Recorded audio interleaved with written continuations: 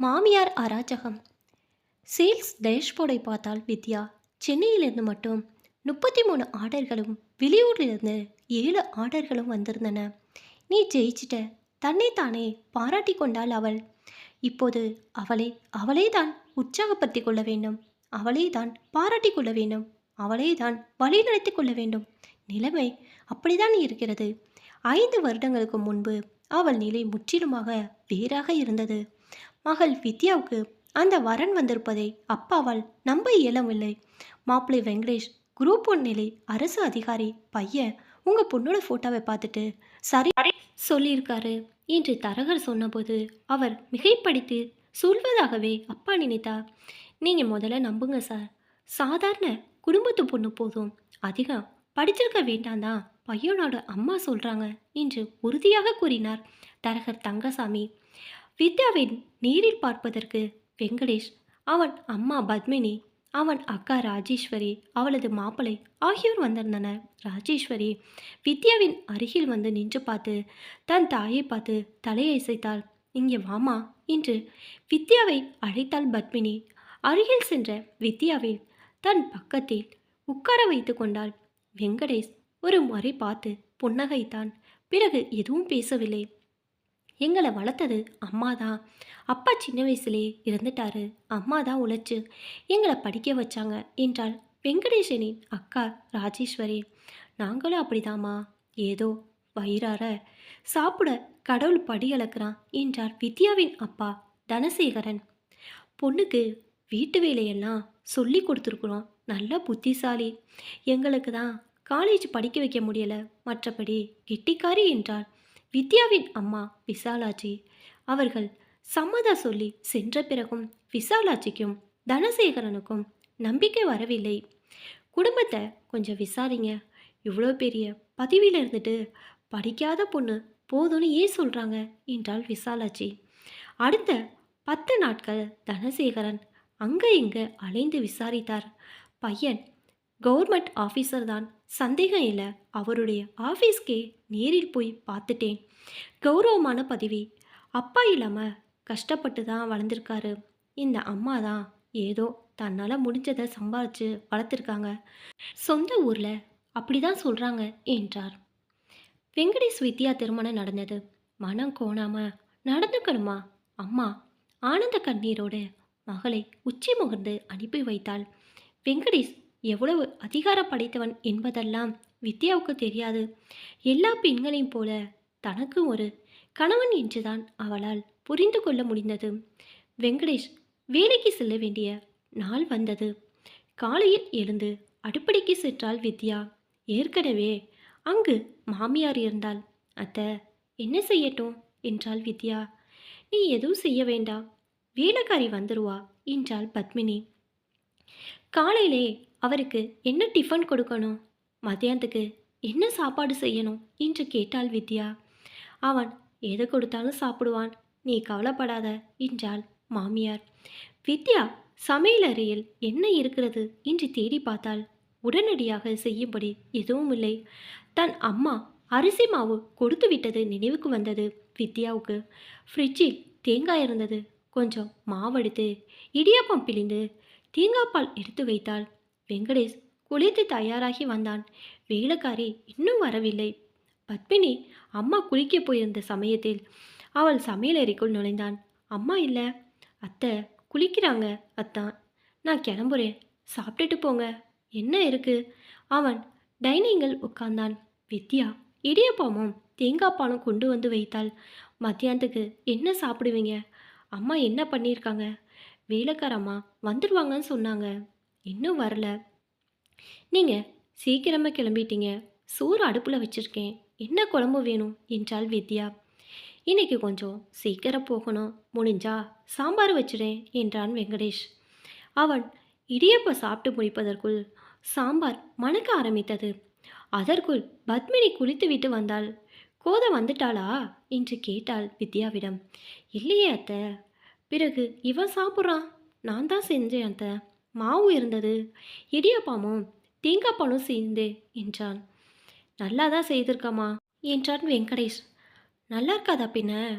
இடியப்ப மாவு உன் அக்கா தானே கொடுத்துட்டு போனா என்றாள் பத்மினி. எங்க அம்மா கொடுத்து விட்டது அத்தை என்று சொல்வதற்கு வாய் வரைக்கும் வந்ததை நிறுத்தி கொண்டாள் வித்யா. அது என்னது ஸ்டவ்ல? பத்மினி எழுந்து போய் பார்த்தாள். என்ன சாம்பாரா? நான் இன்னைக்கு வாழை மீன் குழம்பு வைக்கணும்னு நினச்சிட்டு இருந்தேன். அவனுக்கு அதுதான் பிடிக்கும். இல்லை அத்தை, உங்கள் மகன் தான் சொன்னாங்க. இங்கே பாரு, இப்படி பதிலுக்கு பதில் பேசிக்கிட்டே இருக்காத. அவனுக்கு என்ன பிடிக்குன்னு எனக்கு தெரியாதா என்றபடி சாப்பாட்டை பாத்திரத்தில் எடுத்து வைத்து மகனிடம் கொடுத்தாள் பத்மினி. வழக்கமாக நேரம் கழித்தே வீடு திரும்பினான் வெங்கடேஷ். அவன் வரும் வரைக்கே வித்யாவுக்கு நேரம் போவது சிரமமாக இருந்தது. ஹாலில் போய் உட்காரலாம் என்றால் மாமியார் என்ன சொல்வாளோ என்ற பயம். சாயந்தரம் 6 மணி ஆகிவிட்டால் ராஜேஸ்வரி வந்து விடுவாள். தாயும் மகளும் ஹாலில் உட்கார்ந்திருப்பர். ஒரு நாள் இவளும் போய் உட்கார்ந்தாள். அவர்கள் ஒரே அடல் அப்படியே தடைப்பட்டு போனது. அதிலிருந்து அறைக்குள்ளேயே உட்கார்ந்திருப்பாள் வித்யா. நேரம் போகவில்லை. அதனால் ஏதாவது செய்யலாம் என்று முறுக்கு செய்ய ஆரம்பித்தாள் வித்யா. வழக்கமாக வீட்டில் செய்வாள். இப்போது கொஞ்சம் மாற்றம் செய்து வித்தியாசமாக செய்து பார்க்கலாம் என்று நினைத்தாள். முறுக்கு நன்றாக வந்திருந்தது. பெரிய பிளாஸ்டிக் பாட்டில் ஒன்று இருந்தது. அதை சுத்தம் செய்து அதில் முறுக்குகளை அடுக்கி வைத்தாள். இரவு சாப்பாட்டுக்கு பின்னர் அதை பார்த்த வெங்கடேஷ் அதை இடு என்று கேட்டான். முறுக்கை வாயில் போட்டவன், வித்தியாசமாக இருக்கே, என்னம்மா போட்டீங்க என்றான். நான் தான் செய்தேன், பிடிச்சிருக்கா? சந்தோஷத்துடன் கேட்டாள் வித்யா. ஓ குட் என்றபடி அவன் படுக்கை அறைக்குள் சென்றான். மறுநாள் வித்யாவை தவிர யாரும் முறுக்கை எடுக்கவில்லை. அத்தை, சாப்பிட்டு பாருங்க என்ற போதும் இருக்கட்டும் என்றாள் பத்மினி. ராஜேஸ்வரி வந்தபோது, அண்ணி சாப்பிட்டு பாருங்க என்று முறுக்கை நீட்டினாள் வித்யா.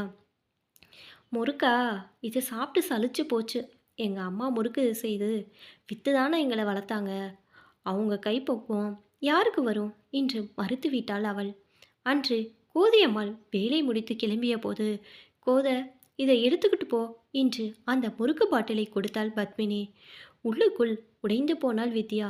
அன்று இரவு ஆசையாக செய்தாங்க, ரூமுக்குள்ளே கொண்டு போன்னு சொல்லியிருக்கலாம் என்றான் வெங்கடேஷிடம். சரி விடு, அம்மாவை ஒன்றும் சொல்லாத, அவங்க தான் கஷ்டப்பட்டு எங்களை வளர்த்தாங்க என்று முடித்து கொண்டான் அவன். ஒரு நாள் கோதியம்மா, வீட்டை கொஞ்சம் துடைச்சிட்டு போயிருங்க என்றாள் வித்யா. முந்திய நாள் மாவு அரைத்ததால் வீடெங்கும் மாவு பரவி இருந்தது. சரிம்மா என்றாள் வேலைக்கார அம்மா. கோதை அம்மாள் வாளியில் தண்ணீர் எடுத்து வந்தபோது, என்ன கேட்காம இதெல்லாம் ஏன் சொல்கிற என்று மருமகளை கடிந்து கொண்ட பத்மினி, வேண்டாம் கோதை, வெள்ளிக்கிழமை தொடச்சிக்கலாம் என்று அனுப்பி வைத்தாள். அன்று இரவு நான் இருக்கும்போது இவளே எப்படி முடிவெடுக்கலாம் என்று மகனிடம் கோபித்து கொண்டாள். வித்யாவுக்கு என்ன செய்வதென்று தெரியவில்லை. அப்படியும் இப்படியுமாக எப்போதும் ஏதாவது குறை கூறிக்கொண்டே இருந்தாள் பத்மினி. வித்யா கருவுற்றாள். பீறு காலத்திற்கு தாய் வீட்டுக்கு சென்றாள். மகள் மேகலா பிறந்து 6ஆம் மாதத்தில் எடுத்துக்கொண்டு புகுந்த வீட்டுக்கு வந்தாள். வந்ததும் கணவனிடம் பெரிய மாற்றத்தை உணர்ந்தாள். வித்யா வேலைக்கு செல்வது வருமானமாக இருந்தவன் அவளிடம் மட்டுமல்ல, குழந்தையிடம் கூட நேரம் செலவழிக்கவில்லை. ஏங்க என்று கேட்டு அருகில் சென்றா கூட, எல்லாம் அம்மா கிட்ட கேட்டுக்க என்று நகர்ந்து கொண்டான். பச்சை பிள்ளைக்கு வேண்டியவற்றை வாங்குவதற்கு கூட அவள் மாமியாரிடம் தவம் இருக்க வேண்டியதாயிற்று. மாமியாரும் அன்னிக்காரியும் இருக்கும் நேரம்லாம் நாம் புள்ள வளர்க்கலையாக்கும். ஏதோ இருக்கிறத கொடுத்து வளர்த்தோம், பாட்டிலையும் டின்னலையும் வாங்கி வாங்கி ஊற்றினோமா என்று ஜாடை பேசி கொண்டனர். தாயாக புள்ளையை குறித்து வித்யாவின் உள்ள துடித்தது. மெல்ல புறக்கணிப்பு தன்னை சூழ்வதை வித்யாவால் உணர்ந்து கொள்ள முடிந்தது. உறவினர் வீட்டு விசேஷங்களுக்கு வீட்டுக்கு வந்து அழைப்பவர்கள் நீயும் வந்துருமா என்று அழைத்து சென்றால் கூட வித்யாவை அழைத்து செல்வதில்லை. போகும் இடமெல்லாம் அவள் புள்ளையை வச்சுக்கிட்டு எங்கேயும் வரமாட்டா என்று மாமியாரும் அன்னிக்காரையும் பேசுவதாக தெரிய வந்தது. பால் ரொட்டி முதல் எல்லாவற்றுக்கும் அவள் மாமியாரிடமே கேட்க வேண்டியதாயிற்று. எந்த பொருளை கேட்டாலும் அதான் அம்மா இருக்காங்களே, அவங்கள்ட்ட கேளு என்று பேச்சை துண்டித்து கொண்டான் வெங்கடேஷ். பல நாட்கள் இரவு அறைக்குள் வராமல் ஹாலில் தாயுடனே படுத்துக்கொள்ள தொடங்கினான்.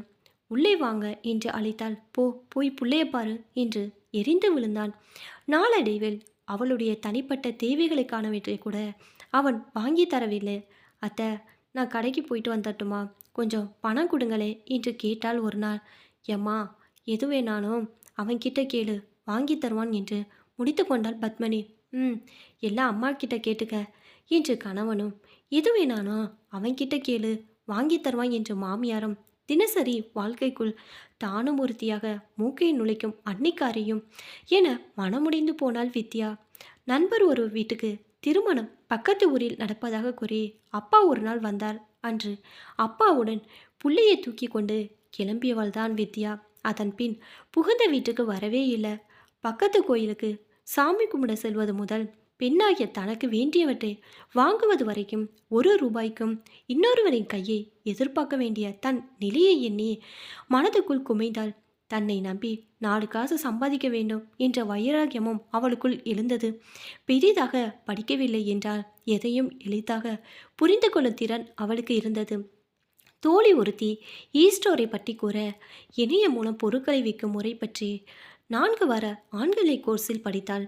அவளுக்கு நன்கு செய்ய தெரிந்த பண்டம் முறுக்கு மட்டும்தான். பல வகை முறுக்குகளை செய்து இணைய அங்காடியின் பதிவேற்றினாள். இதோ இப்போது வித்யாவும் தொழில் முனைவோர்தான்.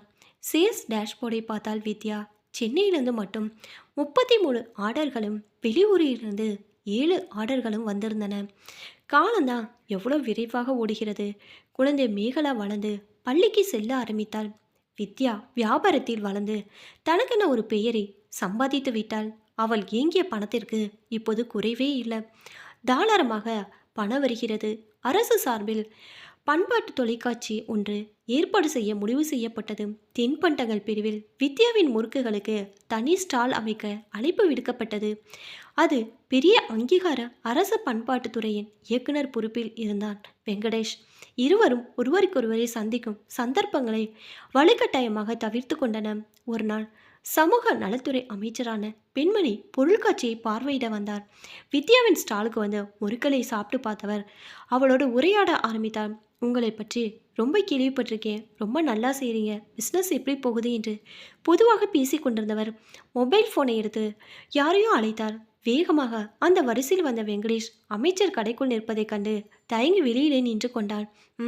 அமைச்சர் அழைத்தது அவனைதான். வாங்கட வெங்கடேஷ், அமைச்சர் கூப்பிட்டார். இருவரை கடையின் நிர்வாக அறைக்குள் அழைத்து சென்றவர், நான் சொல்கிறேன்னு தப்பாக நினைக்கக்கூடாது, 2 பேரும் திறமையானவங்க. நான் நேரடியாக அரசியலுக்கு வரல. சமூக நலத்துறையிலே 20 வருஷத்துக்கு மேலாக வேலை செய்தேன். எத்தனையோ குடும்ப விவகாரங்களை பார்த்துருக்கிறேன். வெங்கடேஷை பற்றி கேள்விப்பட்டதும் எனக்கு ரொம்ப மன கஷ்டம். வித்யா, உங்கள் மாமியார் இப்போ இல்லை. ஒருவேளை மாமியாரால் பிரச்சனை, இனி அதற்கு வாய்ப்பு இல்லை. நீங்கள் 2 பேரும் சேர்ந்து வாழணும். இதை நான் அமைச்சராக சொல்லலை, ஒரு அக்காவாக சொல்கிறேன். 2 பிள்ளைங்களுக்கு தாயாக சொல்கிறேன். 2 மருமக பிள்ளைகளுக்கு மாமியாராக சொல்கிறேன். 4 பேர பிள்ளைகளுக்கு பாட்டியாக சொல்கிறேன். நம்ம பண்பாடு கெட்டு போகக்கூடாது என்று கூறி விட்டு சென்றார். ஒரே நாளில் சேர்வதற்காக இத்தனை வருஷம் வைராக்கியமாக உழைத்தோம் என்ற கேள்வி வித்யாக்குள் எழுந்து, இவளோடு சேர்வது அம்மாவுக்கு துரோகம் செய்வது போலாகிவிடாதா என்ற கேள்வி வெங்கடேஷ்குள் எழுந்தது. அறையை விட்டு வெளியே வந்தார்கள் இருவரும். தயக்கமாக ஒரு முறுக்கை எடுத்து கழித்தவன், நல்லா இருக்குது, ஒரு பாக்கெட் கொடுங்க என்றான். விற்பனையான பெண்ணிடம் 50 ரூபாய் சார் என்றாள் அவள். பரிசை எடுத்தான் வெங்கடேஷ். நர்மதா, அவர்கிட்ட காசு வாங்காத என்றவள் வேகமாக வந்து, இந்தாங்க, இதிலையும் ஒவ்வொரு பாக்கெட் கொண்டு போங்க என்றாள். பாக்கெட்டுகளை வாங்கி கொண்டு அவளை பார்த்தான் வெங்கடேஷ். வித்யா, வித்யா நீ? நான் வித்யா தான். வீட்டுக்கு வான்னு கூப்பிடாம நான் எப்படி வர்றது கேட்டாள். வித்யா, வீட்டுக்கு வா என்றவன், வித்யா நம்ம வீட்டுக்கு வா என்றான்.